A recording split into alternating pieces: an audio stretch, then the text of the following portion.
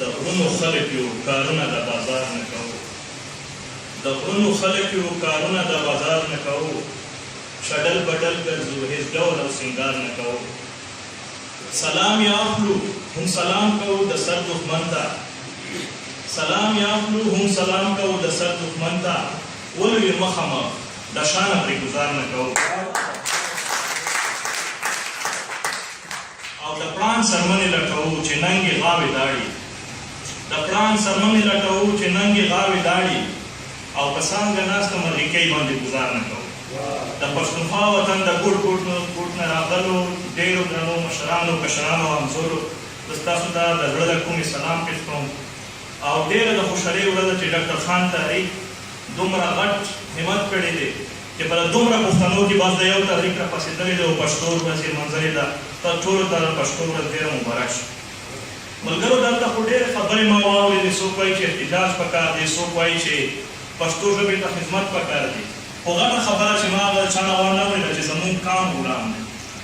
چې کوم قام غلام وي هغې ژبه به غلام وي هغې کلتور به غلام وي هغې به بې عزته وي اول به مونږ هلې ځلې دې دپاره کوو خلکو ته به رسو حجرې ته جوماتونو ته کور په کور به رسو دا غږ به ورسوو چې وروره ته غلام یې ته راپاسه خپله ازادي دې وګټه مونږ پاکستان نه ماتوو خو پاکستان به هم دا ذمهواري مونږ ته کوي چې پاکستان د 5 قومونو جوړ شوی یو کور دی او دا قومونه به پاکستان به دا ذمهواري راکوي چې د ده کلتور د ده ژبه د ده ناسته پاسته د ده مشران د ده اتلان دا به ستایل شي او د دې قدر او عزت به او که چېرته مونږ ته په دا باندې تیار نه دي چې زما اتلان به نه شي ستایم خو د لرو پر پنجاب اتلان به ستایل شي سید احمد خان به خلک پېژني خو خوشحال خان به څوک نه پېژني او دا ضروري ده به ډېر تکړه سړی وي سید احمد خان خو زما نیکه نه دی زما نیکه احمدشاه بابا دی او میرویس نیکه دی کنې ویرا دې شو دا 5 قومونه سرایکي پښتون بلوچ سندھی او پنجابي دا به برابر په پاکستان کې کله چا زړه پرې پرې کېږي خو یې ټک کوچ کېږي که په دې خبره یې زړه پرې کېږي خو که داسې پاکستان په ما باندې زنده باد وایي چې زه پکې غلام وم نو دا زه هېڅ کلام نه شم ویلی ځکه چې زه پخپله د وزیرستان سره تعلق لرم نو هلته پنجابیانو یو غر کړی دی زما په کور کې ناست یو چې زه ورځم کور ته راته وایي چې کहाँ سے آ رہے हो